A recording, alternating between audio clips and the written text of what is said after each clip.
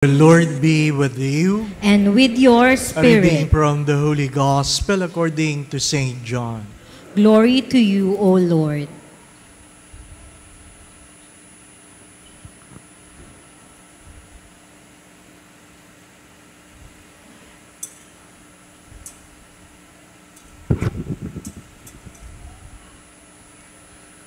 Jesus said to his disciples, "When the Advocate comes, whom I will send you from the Father, the Spirit of truth that proceeds from the Father, he will testify to me. And you also testify, because you have been with me from the beginning. I have much more to tell you, but you cannot bear it now. But when he comes, the Spirit of truth, he will guide you to all truth. He will not speak on his own, but he will speak what he hears, and will declare to you the things that are coming. He will glorify me, because he will take from what is mine and declare it to you. Everything that the Father has is mine. For this reason, I told you that he will take from what is mine and declare it to you." The Gospel of the Lord. Praise to you, Lord Jesus Christ.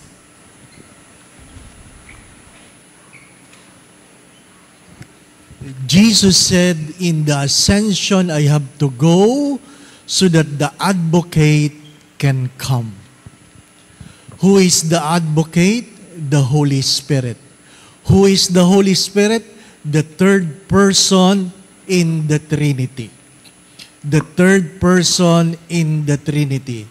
When we profess our faith, we believe in God the Father who creates, on the Son who redeems, and the Holy Spirit who sanctifies. Again, that is our faith. The Father creates, the Son redeems, the Holy Spirit sanctifies. What happened on Pentecost? Take note, the question was, what happened on the Pentecost? Because Pentecost literally means on the 50th day after Easter. It's a date, not an event. It's a date. What was the event? The coming of the Holy Spirit. When did the Holy Spirit came? On the 50th day after Easter. And that word is called Pentecost. What happened?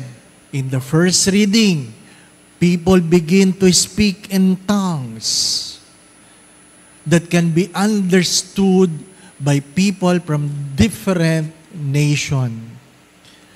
But what is more important? The second reading reminds us that the fruit is more important than what you receive. Because you might receive, but if happens nothing, then everything will be in vain. Theology makes a statement about faith. Spirituality is what happened in our lives. A priest, Father Rolf Heiser, said, the Paschal spirituality is that on Good Friday, we are reminded that everybody will die. Everybody will die. No one can escape from death. You either die young or either you die old. Either you die sick or you die healthy. Either you die poor or rich, but at the end, you die. Di po ba, na? Lahat mamamatay. Ang magandang balita, lahat ng kaaway mo, mamamatay. Lahat ng kagalit mo, mamamatay. Kaya huwag kang maligligalig. Ano palagi ko sinasabi? Pag may nangaapi sa iyo, tingnan mo lang, ngitian mo lang. Hanggat hindi tumitigil, gandahan mo ang ngiti mo. Tingnan mo lang mata sa mata. Huwag kang magpapasira ng kalooban. At huminga ka lang ng malalim at sasabihin mo, mamamatay ka rin. Lahat mamamatay. Huwag niyong sisirain ang inyong mga araw dahil may mga taong hindi naging mabuti sa inyo. Yan ang magandang balita. Pero ano ang pangit na balita? Lahat na maganda, mamamatay din. Yan ang pangit na balita. Kung ang kaaway mo'y mamamatay, lahat din ng kaibigan mo, mamamatay. Lahat din ng mahal mo sa buhay, mamamatay. Sapagkat yan ang kwento ng buhay. There's a time to be born and a time to die. When, Father, I do not know. I do not know. Kagagaling ko lang sa pilgrimage at paulit-ulit ito na may magme-message, sabi, Father, sana naman pag namatay ako, wala ka sa pilgrimage para may magme-misa para sa akin. Alam nyo, napakahirap nun.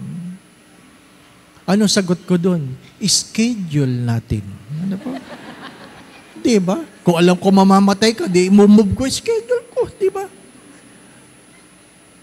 Nobody knows.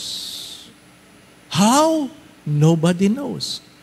That's the Paschal spirituality. All of us has a Good Friday. What is the good news? Everyone who believe will have an Easter Sunday. Everyone. For those who believe, they are already blessed.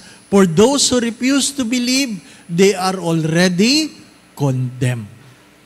That's the good news. Everyone will have an Easter Sunday. But I do not know if you notice this, there is a 40-day from Easter Sunday to the day of Ascension. We call that day a time of grieving and mourning.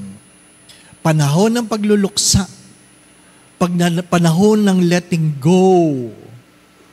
Diba? Pag namatay, hayaan nyo na. Huwag nyo na pipigilan. Kaya nagmumulto yung iba kasi pinipigilan pa Diba? Oh, Father. Alam nyo, hindi naman lahat ng namatayan malungkot dahil namatay. Kung inyong pakikinggan yung mga sigaw ng mga namatayan, paano na kami? Paano na nga yung anak? Kita nyo na, namatay siya pero iniisip niya, siya ano? Ha? Naintindihan niya? Maraming namatayan, umiiyak dahil sila ang mawawalan, di ba? No? Hindi dahil namatay ka. Kaya kung mag-iiwan ka ng maraming pera, alam nilang mamamatay ka, mag-iiwan ka ng maraming pera, itatanong nila, kailan ka mamamatay? Kasi ang gusto nila, yung iiwanan mo, di ba ba? No? The 40 days of grieving and mourning. Kaya nga, ang pagdiriwang dapat ng pagbabang luksa ay on the 40th day, not after 1 year. Ang babang luksa, 40th day, the letting go. The letting go. Ha? Ayaw ka man naming umalis, pero umalis ka na. Hindi ka na taga dito. Di po ba? Anong paalala? Habang buhay ka, mamasyal ka. Hindi yung kaluluwa ka, saka ka lang namamasyal. Di ba? Ang hirap nun. Kung kailang kaluluwa, saka namamasyal. Di po ba? Kaya yung iba, yung unang buwan, nung sila'y namatayan, pagkatapos, ang taas ng kuryente. Bakit? Walang gusto magpatay ng ilaw. Bukas lahat ng TV kahit walang nanonood. Kasi pag may kumaluskos, di ba? Tinatawag kagad yung patay. Jose, wag! Pusa lang naman, di po ba? No? Patay na Let go. That is the ascension. The time when people has to leave this world. Ascension is by His own power, God ascended to heaven. Assumption, Mary assumed. She did not ascend. She was assumed. Hello? Tulala na naman kayo. Assumption is by the power of God, Mary was brought to heaven. We will not ascend. We will all assume. We will all assume. That is our faith. On a Good Friday, we die. On an Easter Sunday, we rise from the dead. In the 40 days, mamasyal muna kayo. Magligalig kayo, kuhitin nyo lahat ng kaaway nyo. Diba? Sitan ninyo sa gabi. Diba, na? Itago nyo ang gamit para, wala. Yan ang panahon ng pagmumulto. And you leave this world, you assume. And on the Pentecost, 50th day, Father, kung ascension ay 40 days, ay di dapat hindi Sunday to Sunday kasi 7 days lang. Kung kayo nagbibilang. Di po ba? Kasi Ascension Sunday, last Sunday lang 7 days lang kulang ng araw. Ang tunay na celebration ng Ascension ay the Thursday before the Sunday of Ascension. Sa ibang bansa, Thursday ang Ascension. Sa atin, CBCP declares that the Sunday nearest to the 48th day is declared Ascension Sunday. Pag binilang mo yon, up to now, that is 10 days. 10 days plus 40 equals, correct, 50. Di ba? On the 50th day. Again, we all die on Good Friday. We rise from the dead on Easter Sunday. We grieve and mourn on the 40 days. And we leave this world in ascension. On Pentecost, we receive a new spirit. We receive a new spirit. Not only new life, but a new spirit. Father, paano yung mga buhay pa? That is the celebration of today. That you can pray for the coming of the Holy Spirit in your life so that you will be able to have the fruit of the Spirit. Take note, fruit, not fruits. Singular. Package deal. You will have love, peace, joy, patience, kindness, gentleness, generosity, self-control. But what is the second reading trying to tell us? What is more important is the relationship with the Holy Spirit than the fruit. Sometimes you have the fruit, but you don't have the relationship. If you have the fruit that is not from the Spirit, then it will not last. Hindi yan mananatili. Mga minamahal na mga kapatid, alam natin yung kwento, the goose that lays the golden egg. Di po ba, ano? Inaalagaan nila yung pato, hindi dahil mahal nila yung pato, kundi dahil gusto nila yung gintong itlog ng pato. Malungkot na kwento. Yung bang meron kang minamahal dahil merong pakinabang. Ang tawag sa iyo, user-friendly. Ano po? Marami ngayon user-friendly. Pag wala ka ng pakinabang, pag nag-text ka, ang tanong niya, who you? Diba, ano? Yun ang malungkot. My dear friends, my brothers and sisters, you cannot avoid having a good relationship with God, and yet you don't have a good relationship with the people God has given you. Magandang pagtuunan ng pansin yun. Inuulit ko, you cannot have a good relationship with God without a good relationship with the people God has given you. Mga minamahal na mga kapatid, sino yung mga nakakatanggap, yung mga humingi, yung mga bukas ang kalooban? Yung bukas ang kalooban. What is the tongues of fire symbolizes? Two things. God will empower you to overcome your struggles. Second, that you will be able to speak for God. That you will be able to speak for God. Hindi sinasabing after the Pentecost, the church will prosper. Hindi totoo yan. Pagkatapos ng Pentecost, marami pang pagdurusa, pag-aaway ang simbahan. Anong pinakamalungkot na away meron? Yung pag-aaway sa loob. Please listen. Ang pinakamalaking problema ng pamilya ay hindi yung may kaaway kayo sa labas. Ang malaking problema ng pamilya, yung kayo-kayo ang magkakaaway. Yun ang malaking problema. Hindi problema yung kayo'y nanghihingi, walang nagbibigay. Hindi yun problema. Pangkaraniwan yun. Ang problema yung kayo-kayo, hindi kayo nagbibigayan.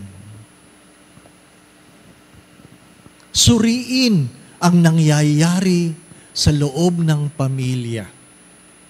Who is your neighbor? It starts within your family. Not outside. Not outside. The gift and the fruit of the Spirit is for you, not just an individual, but as a family. We call it Domus Ecclesiae. Ang simbahan sa loob ng pamilya. Kaya nga, malungkot yun. Isang pamilya kayo, ang dami niyong pananampalataya. Mayroong iglesia, may 100, 200, 500, di ba? Kung ano-ano. Paano kayo magkakasundo? Di ba? Again, the coming of the Spirit is not a gift to an individual, but to the church. What is the smallest church? The family. How do you call it? Domus Ecclesiae. Again, my brothers and sisters, the coming of the Holy Spirit don't just come every Pentecost. It comes to everyone who asked. It comes to everyone who asked. As many times I have said this, I rather ask and not receive than fail to receive because I did not ask. Amen. Going back to what I said, sabi nung isa, pag third person ng Holy Spirit, ibig sabihin, mas mataas ang God the Father kasi siyang first. Hindi ganun yun. Ibig sabihin lang nun, the first person that reveals Himself was God the Father. The second person who revealed Himself was God the Son on the New Testament. And after the resurrection, in the Acts of the Apostles, it is the Holy Spirit who reveals Himself. My dear friends, my brothers and sisters, don't just seek the fruit, seek the giver. Seek the Holy Spirit. It can be a short prayer. Come, Holy Spirit, come. Fill the hearts of your faithful. The Lord be with you. And with your spirit. And may Almighty God bless you in your family, the Father, the Son, and the Holy Spirit. Amen. We go in peace to love and serve the Lord. Thanks be to God.